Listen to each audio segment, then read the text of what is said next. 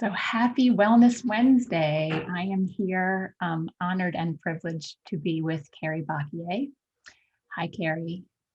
Hey there. Happy St. Patrick's Day. Happy St. Patrick's Day. You told me that I'm protected by my plants behind me because I forgot to wear green. You're wearing green for both of us. Yes, indeed. Yes. So thank you so much for joining me here, and thanks everybody for tolerating our shift in time schedule. So I would like to just first introduce Carrie and how we kind of connected, which is, I think, amazing serendipity, considering we met in literally an international Facebook group with women from all over the world, every place that speaks, and where anyone can speak English. So there's people from literally all over the world in this Facebook group. I made a post. She responded. It turns out that we both live in Maryland. Then it turns out we both share the same doctor. So we decided to do a Zoom call and we connected. So it's been a brief but really awesome journey so far. So I'm thrilled to have Carrie as a connection in life. And I think you're going to love her just like I do. So Carrie, just tell us a little bit about yourself, your background, your work and family life. What do you want to share? Well, first, I just want to say, yeah, I totally think it was pure serendipity and divinely guided, like, awesomeness that brought us together. So I'm really excited about that. I am a mother of 3 who lives in Annapolis, Maryland, with my husband, my kids, and my wonderful little mutt, Mia. And I spent 20 years in the aerospace industry as a project manager until I got sick. And since about 2 years ago, I have been on medical leave, trying to regain my footing from this health crisis. Really, is that what you're looking for? That's what I'm looking for. Yes. Yeah. So there's getting some feedback. I don't know if you need to mute something. I don't know. I can hear my voice coming through your computer. I don't know. No, it's better now. I don't know. We'll keep going. It's all good. It's all good. So when you mentioned this health crisis, how did that start? What happened? Well, it started very subtly. It started probably in about 2016. I started noticing slips, cognitive changes that, you wonder if is this just getting old or is this something more? I was not recognizing people I had worked with for 20 years. I wasn't recognizing their faces. I couldn't place them. I knew them. I knew I had worked with them for an extended period and closely, but I just couldn't put it together. And the first time it happened, I just was, what the heck was that? Over the 2 years between 2016 and 2018, those occurrences began increasing. And as I checked them out with other people, oh, you're just a full-time mom, you're just a full-time worker, you're busy, you've got tweens, it's normal, it's normal. Then in about 2018, in the summer, I started noticing other people noticing what I was noticing. And that's when I was like, okay, we really need to check this out here. What's going on? And so I met with my primary physician, expressed my concerns. And now I had mentioned those concerns in 2017, and we had gotten sidetracked and didn't pursue them. When I mentioned them in the fall of 2018, we decided to do some testing. And when those tests came back, I was told that my brain showed patterns consistent with Alzheimer's. And my world was rocked. At 43 years old, can you imagine being told those words? No, my heart would beat just hearing it from you. Yeah. I can only imagine. Yeah, crazy. And everything changes, everything shifts, everything. You have you don't want it to be real. You don't want it to be true. And, you know, fortunately, I don't think that's the path I'm on. And I am so blessed and so lucky to have had that turn of fate or that turn of events. I think there's still some sensitivity to the cognitive decline, and I have experienced true issues with my cognition, my memory, my mental function, the mental fatigue, cognitive fatigue, all of those things. And they actually got worse as we did diagnostics. Yeah. So immediately after that, you know, shock of the words that came out of your doctor's mouth. I know when I got my MS diagnosis, he intentionally didn't use the word multiple sclerosis. He said, "It is what we think it is." And even those words still, you know, still linger. Obviously, I can quote him 15 years later. So for you, what happened after that information was passed along in your world? I mean, was it an immediate, I'm going to go hide in bed? Or was it, we have to figure this out? What the heck is going on? Uh-oh, you're frozen.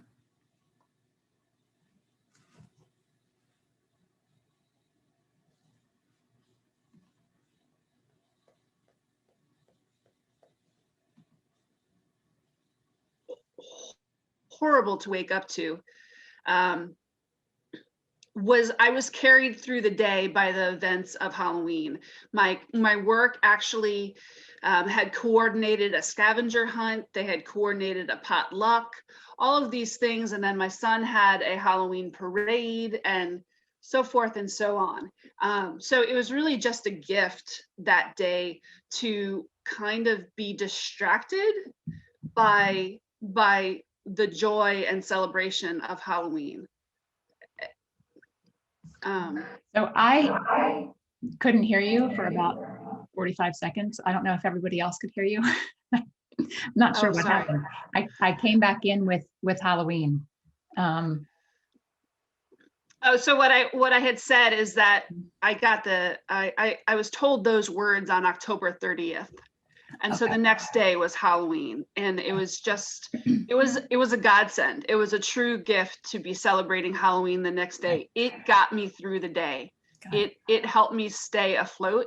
When I woke up the next morning, I was, you know, that fuzziness that you have when you wake up and you're like, okay, where am I? What's going on today? And I was jolted awake. I was like, oh my God, is this real? This is real. This is, oh my gosh. And the first hour and a half before the events of the day started building, I was a complete mess. I held myself together while I was taking care of the kids and getting them ready for the day. But I got into my car and I just broke down sobbing. I was a complete mess as I'm driving to work. And I can imagine what other people were thinking if they had looked over and seen me driving and sobbing and just a mess.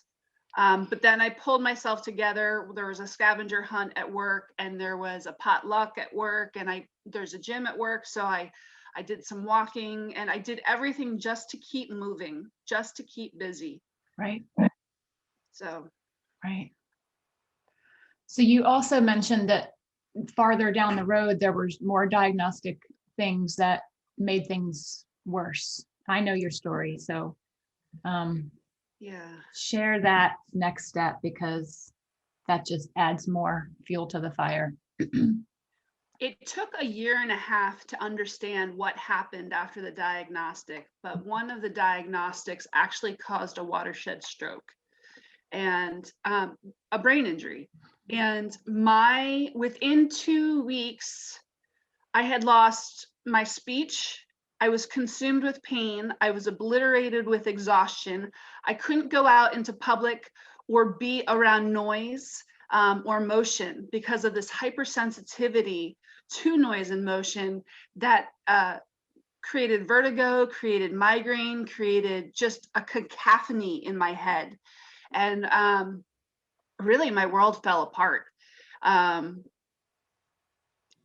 none of the doctors knew what was going on. Even though I checked all these boxes for a brain injury, because there wasn't, I think it's because there wasn't a clear-cut trauma to the head that they could pinpoint. Even though it was directly tied, it started immediately with the diagnostic. It didn't check their boxes. So I went a year and a half without understanding what had happened. A year and a half. Year and a half. So I know from watching my mom go through an experience where for years, nobody knew what was wrong with her.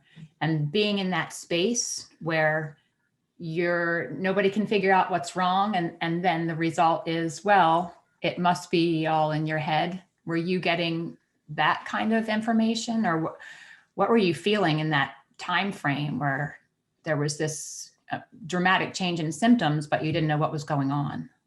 Well, there's two components of your question. One, there's the component of what my emotional experience was, and then there's the component of my experience with the doctors. To start with the doctors, I had a specialist who had run the diagnostics, and he strung me along for months and months without getting back to me on the results of the diagnostics and assessment of where he thought he was, where I was.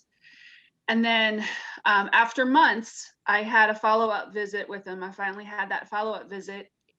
I came in, and looking back, it was like the Twilight Zone. I had jettisoned back to the days of Freud and diagnoses of hysteria. And he didn't look me in the eye. He asked me a series of questions that he didn't listen to my answers. He typed whatever he wanted to type. And he concluded that I had undiscovered trauma that clearly needed to be treated and worked through, that I had bipolar, and that I just didn't understand my own self. And the really important thing about that, there's so many things I could go into about that, but overall, he completely dismissed me. But I was brave enough from the very beginning to tell my whole mental health story. And he used that story against me. Mm-hmm. And he actually misrepresented his conversations with other doctors who I verified what they had told him. And it just is mind-blowing. Really, a friend of mine explained it as just as mansplaining.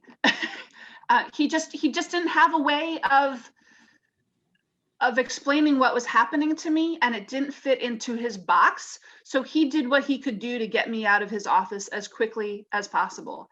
And that was dehumanizing. That was heartbreaking. I felt betrayed. I felt dismissed.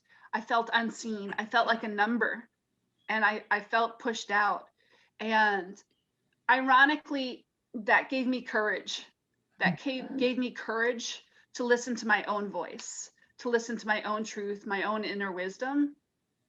And that has been such a lesson through all of this, is that a lot of our knowing comes from within. I know my body. I know my brain. I know what's not working, right? I don't know why, but I know what's not working and what's not normal and where I need help. So that's been really super important. Yeah. Emotionally, there is so much loss and grief. And I think it's really important to be honest about the fact that there is a period of time where I just couldn't bear the thought of causing this level of pain to my children. And I couldn't bear the thought of seeing me unwind and decline into dementia. I still believing that that's what this was. I I wanted out. I didn't want out because I didn't think I was strong enough. I wanted out because I didn't want others to suffer. And I thought by ending it now cleanly, it would be better, but it wouldn't have. I know that. It's some of the distorted thinking that comes with that level of desperation, that level of loss and grief.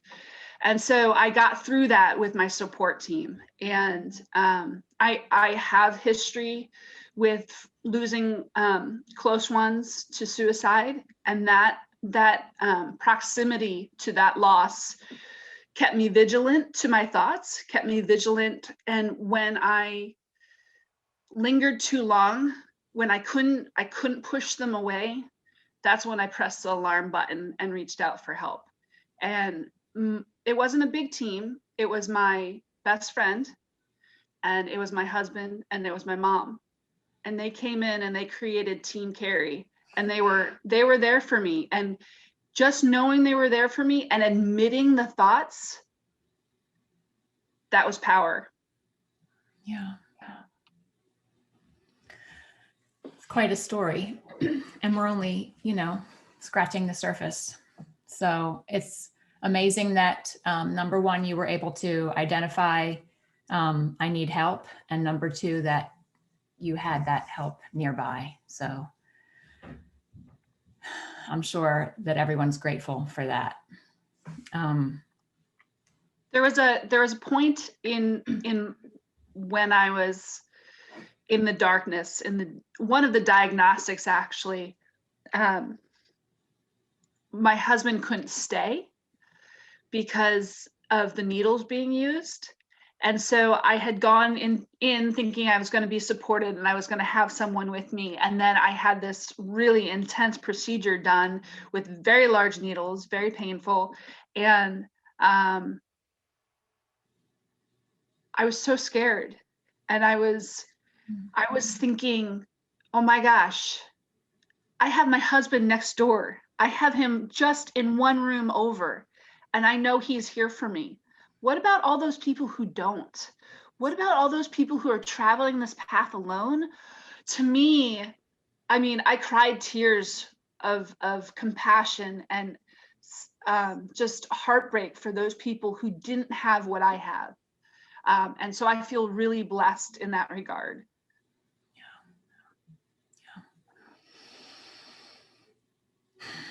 One of the reasons why I feel like we've connected heart to heart, because you're an amazing, compassionate person. And that is what you have already been led to think about others, even in the midst of your own, crisis and pain. I mean, maybe that's the catalyst. But I just honor you for that. Thank you. So we scheduled this talk together because it's Traumatic Brain Injury Awareness Month. And once you sort of figured out that this, is it okay for me to mention the name of the procedure that caused this? Or would you rather not? I'd rather not. Okay. So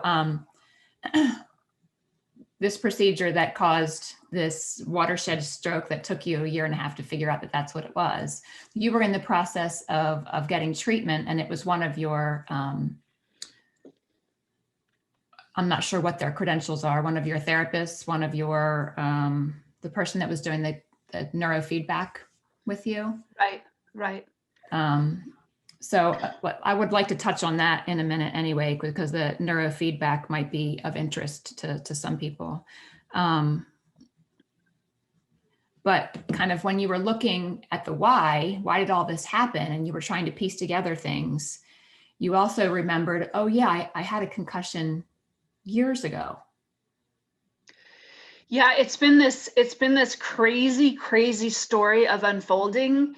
And you talk about the why, and I don't have all the whys, but it certainly has been this illness, and this health crisis has certainly been a catalyst for going deeper into my inner knowing, going deeper into my life purpose, going deeper into really knowing how I want to serve the world and how I want to make an impact.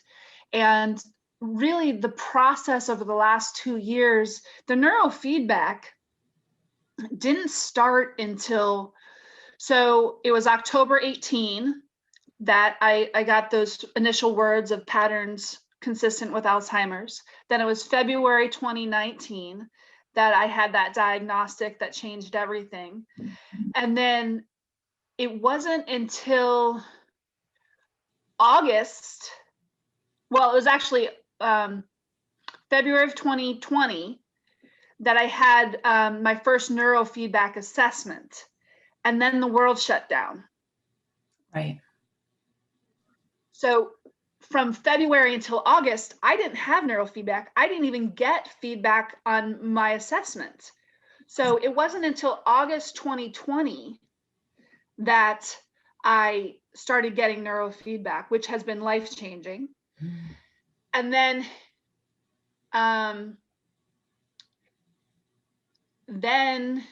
there was this period of time where I was being told it looks like your brain, again, every doctor is unwilling to say what someone else should be saying because everyone's in their lane and they don't want to be reprimanded for saying something outside their lane, right? So I was being told that I had this stroke, but I couldn't receive it. I couldn't make sense of it. So between August and December or January, I kind of was like, I don't know what to do with that. But then finally in December and January, I was like, oh my gosh, is this real?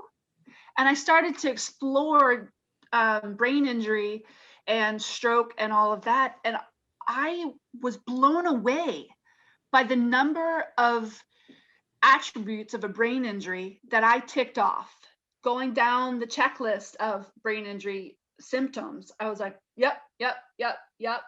So that for me was a real catharsis. It was really an emotional turning point because I felt like, oh my gosh, there's other people out there. For so long, it was a mystery. What the hell is going on with my body? What's going on with my brain? Yeah. And then I had this making sense and also finding a community. And then so that was January. So that's only just like a couple months ago, right? And then my primary suggested hyperbaric oxygen treatment to increase the oxygenation of my blood, which was intended to also improve the function of my brain. Everything we're doing is trying to improve the function of my brain. So I researched, I simply Googled, again, here we're talking serendipity, divine guidance. I ended up in a doctor's office about a month ago, and it was exactly where I needed to be. And one of the things that I learned through this new doctor's office is that a concussion that I had in 1999 is still causing inflammation in my brain, like significant inflammation in my brain. So that concussion, I very quickly, I was running across the room trying to reach the bathroom, and I bent my head down really super fast just because I was in a rush, and I slammed my head against a porcelain sink. I ricocheted backwards and blacked out for an unknown period of time. And then the next day, for those who know Harrods in London, I was working at Harrods as a worker bee, and there's a very specific way you go in and out of the building, and there's this big steel door that is a one-way door. And I was going in the one-way door, and another worker bee came rushing and slammed the door into the welt on my forehead. So I actually got a double concussion from that experience. I've also had whiplash 3 times, and was very active as a soccer player in my youth. So it's just fascinating to me to learn this next layer of what's impacting my brain, and this next layer of where these issues are coming from. And I feel really fortunate to be in the right hands with this new doctor, taking my treatment to the next level. So Yeah. I think that is about the time that we met, because when we were talking and I mentioned hyperbaric oxygen therapy, you said you were the third person in a week to mention, I need to do something about this. yeah. So then when you Googled this guy and you went in and you were looking at hyperbaric oxygen therapy to treat, an old brain injury, you came upon some new information, which is maybe another big piece to the why. I think you're referring to the presence and the persistence of Lyme and my biotoxins in my body. Yes. So I've been aware since 2018 of the Lyme and the biotoxins, and yet my doctor hasn't been totally focused on that.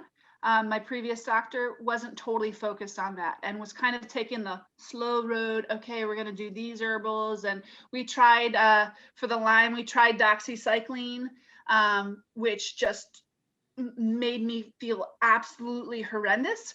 But as I understand now, that's normal. That's the herxing. That's what happens. But we stopped that. And so we went the slow road.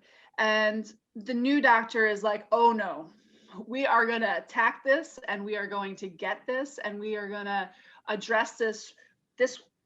We have a strategy, we have a plan, we have a way of targeting the Lyme, the biotoxins, and the concussion, all in a series of steps. And I'm just so excited. Yeah. Seeing like a path forward, like, I do. okay, these are the reasons why they're treatable. Yes. And there is an exciting future ahead. Yes. Yeah. Yeah. So I'm so happy for you. have been on a similar path also with Lyme and living in a house with mold, and got that Herxheimer reaction from the antibiotics. So I'm very personally familiar with that, but also excited for you in knowing that all of this is treatable. And yeah, let's see where we are. I want to make sure that I ask you everything that, so let's jump back into the neurofeedback as being part of the healing process. We've talked in the past about, this is a long healing journey, and there's been multiple things that have helped you with your healing. Do you mind sharing some of those things? Some of the healing processes? Some of the healing things, yeah. I mean, neurofeedback being one of them, but we've talked about other things that helped you in that healing, in this healing journey. I think the most pivotal thing, the most transformative tool at the very beginning that pulled me out of crisis, and allowed me to manage my pain, and allowed me to regain my speech, because you can hear me, I'm speaking fine. And 99% of the time it is okay, it is good, because of this medicine that I stumbled upon. And we accidentally or divinely guided found this medicine. It was a medicine I was already taking, and we increased it to help me with my sleep. And as we increased it, my pain went down and my speech improved. And then, without realizing that was what was happening, we increased it again, and they veritably went away. Right? The pain, I still have to manage that. But the level of pain that I had, that was all consuming and like blinding, you couldn't even think straight, right? That was mitigated by this medicine. And so I feel incredibly grateful There's a lot of things that we can talk about that are alternative medicines, that are herbals, that are this or that. I am by no means negating traditional medicinal route, because there are some definite benefits. And if I miss the medicine, it all comes right back. Yeah. Right. So I'm highly dependent on that. And so there's that. And I don't want to miss out on saying that lifestyle changes have made a huge impact on my healing, because I really had to peel away the layers of who I was and what I was doing. I depend on a lot of rest. I depend on breaks. I depend on not, on really mediating my cognitive load, if that makes sense. Yeah. And so it's these choices, it's these changes that I've made to live a life that feels good. There was a period of time I went through the loss of not being who I was, right? And there's a period of time. So part of the lifestyle changes is not getting caught in the past and not getting caught in the future. It's about being entirely present.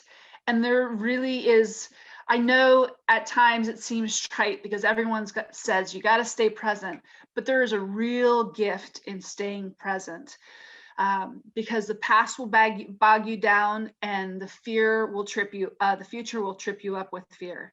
So I have just really focused on the present. What can I do now? How do I feel now? What can I do now? What is important now? So I've done that. And then there's the neurofeedback. And I know you were curious about what the neurofeedback looks like in practice. And for me, it looks like 6 electrodes stuck to my head, with some gel to increase conduction, where they send electrical pulses into my brain to retrain the neural pathways around the damaged areas of my brain. So it's retraining my brain to function. And more specifically, we have 5 or 6 different primary brain waves.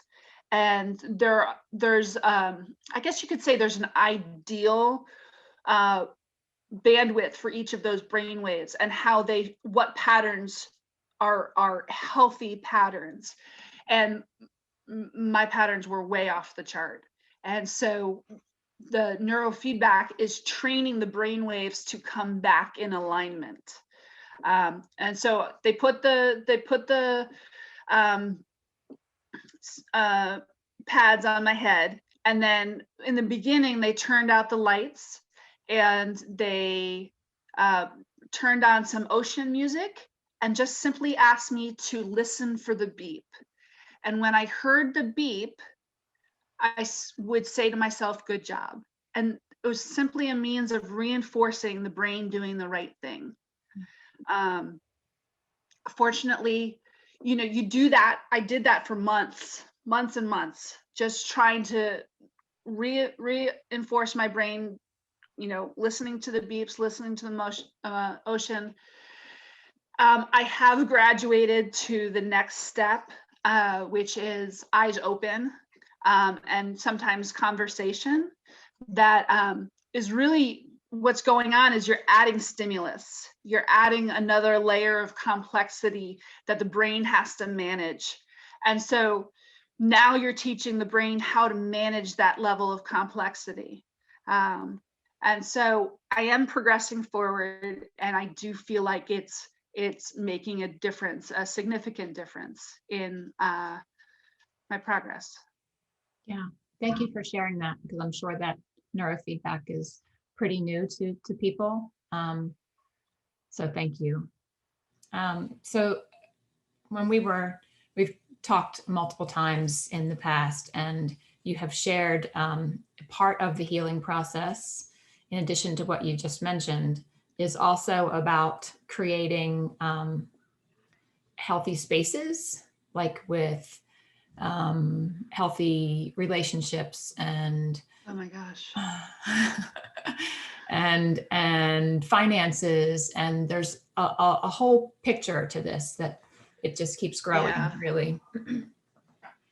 Well, with Brain Injury Awareness Month, I've been seeing a lot of posts that I resonate so deeply with. And these posts talk about the change in relationship. And really, I think it's not just brain injury. I think it's anytime you get sick, the true colors of people come out and what they're capable of. It's not a judgment. It's purely just a reflection of what they're capable of and what they need. And relationships change. There's a shift. And when you are feeling so sick, so consumed by pain, and you're doing everything just to survive, really, you can't deal with that BS. That's not where you want to put your energy. And so you start making decisions and you start creating boundaries that protect your energy, that protect your heart, because it hurts. It hurts that people can't be there the way you need them to be there. But part of them being there and the way you need them to be there is finding the strength and courage to tell them how you need them to be there. And if you tell them how you need them to be there and they still can't show up, that's the time to let go, right? And that has been super, super hard, but also incredibly freeing. And it's a recalibration of your relationships. And it's super, super, super important and transformative. So I think that's a major lesson that I've learned. Yeah, that's huge. It's huge. I have lots of memories flooding through with that conversation, but it's not about me today. Well, and you asked about financials, and I'm really a strong advocate of being open about financials in a way that helps people to get past their baggage. Really, when you're healthy, that's the time to think about your financials. It's the time to say, where am I? What do I appreciate? What's important to me? And what do I regret? What do I not want to regret? Right? So budgeting and insurance. I've got to say that I was fortunate enough to have disability insurance, and that was through my company. And I'm so blessed to have that, because actually on my own, I couldn't get disability insurance. And so I want to emphasize this as something: do it now, do it early, do it when you can. The reason why I couldn't get disability insurance on my own is because I had 3 babies, and with each of the 3 babies, I had postpartum depression, and that prohibits me from ever getting disability insurance because it's considered high risk. So if you're young, if you're healthy, don't wait till tomorrow. If you're healthy, don't wait till tomorrow. Find a financial advisor. It doesn't require spending millions of dollars. It just requires showing up with someone who can give you guidance, help you with a budget, help you with your cash flow, help you with your insurance. All of these things, they're super important. And it's how we have survived the past 2 years. I mean, I can't imagine if we didn't have these things in place where we would be. I certainly wouldn't be here talking to you. I might be struggling in a very different place with very different circumstances. Right. So, yeah, we recently got a financial advisor. Very late in life, but so glad that we did. And the first couple meetings, he didn't charge us a dime. So it doesn't cost you money to go talk to somebody. So I would, Yeah. the peace that comes with knowing that you have somebody on your side in that area, which for me, I have, no experience with finances. It's good to have somebody who knows what they're doing on your side. Well, and from my experience with my financial advisor,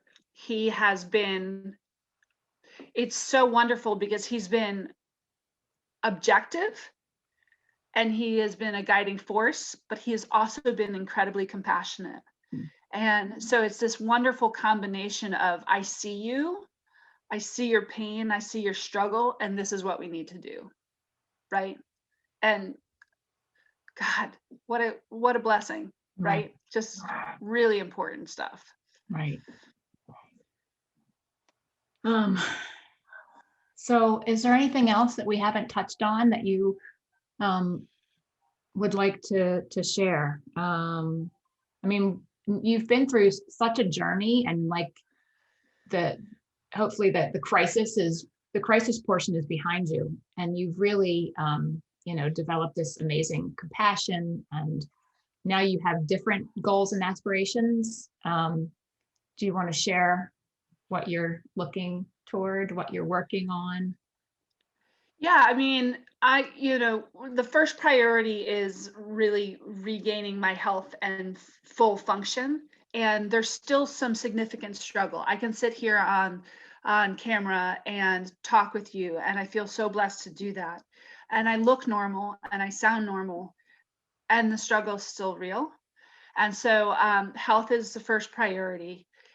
Family is the second priority. Long term, I have this dream. I have this dream of serving the chronically ill population and helping them navigate from crisis through to healing and thriving and ultimately serving, and using what they've learned to live a fuller, richer life, right? But the first steps are getting through that crisis, getting through the loss and the grief, finding acceptance and letting go, and then moving into the healing and thriving and ultimately serving. So that's my vision, my dream. And I'm just super excited about it because I know I can use what I've learned both through my project management and through my experience with chronic illness. It's a hard term. Chronic illness is a term that not everyone wants to accept. It's a hard term because it has this negative connotation. But if you take away the emotion and you simply define it as any illness that passes a 3-month time period, that's what I'm talking about, and some people will go into crisis with a slow burn like I did. It was 2016, 2017, and then 2018. It's like, oh my gosh, something's happening here, right? Other people, they get in a car accident and it's full on immediate crisis, like, oh, holy cow. And so that crisis period is it's just so disorienting. And if I can help people get through those different phases of chronic illness, I just feel like all of this would be worth it. So does that make sense? Absolutely.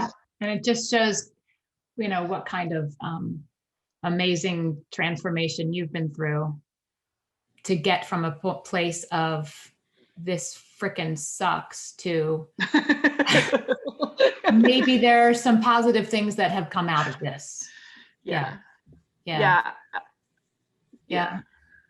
And I've sorry. No, so I have, I'm slowly, very, very slowly kind of writing down my journey and writing it all out. And I call the book, if it ever becomes a book, and I hope it will, The Gifts Within, right? The gifts within me and the gifts within the illness, because there are so many gifts, and there are always gifts. You just have to keep your eyes open and look for them. Yeah. So I have enjoyed reading some of your writings, And I'm excited for you as this comes together into a memoir, and I can't wait to see it when it's all done. Thanks. So in addition to writing, and I guess you're doing blogs. How can people find you, follow you, read more, connect with you? So I have a blog and a newsletter, and basically the newsletter is the sending out of the blog that I write weekly. And you can find that at itsabouttheand.com. Itsabouttheand.com. It's hard to hear at times. And then I'm also on Instagram at Carrie LM Baquie. And both those places are great places. And of course, Facebook, Carrie Meffert Baquie. I'm just looking to connect with like-minded people who resonate with what I'm talking about, who may be on the journey, who I can support and resonate with, and just be in relationship with. Does that sound super cheesy? Not to me. I mean, that's how we connected. So I'm so glad you wanted to be in relationship. So Yeah. Awesome. Yeah. Well, thank you so much for having me, Laurel. I've just had such great pleasure getting to know you, and I'm so thrilled about the work you're doing with brain health and wellness, brain wellness and dementia prevention. It's such an important topic, and there is so much we can do to protect our brains and heal our brains even. And that's what we've been talking about today. Absolutely. Yeah. 10 years ago, I didn't know that there was anything that could be done. And now I know that there's lots and lots that can be done. You've shared some of them. So it's been fabulous talking with you today. And I'm grateful that you joined us in our group, and we'll talk again soon. Thank you so much. Sure. Thank you. Bye. Bye.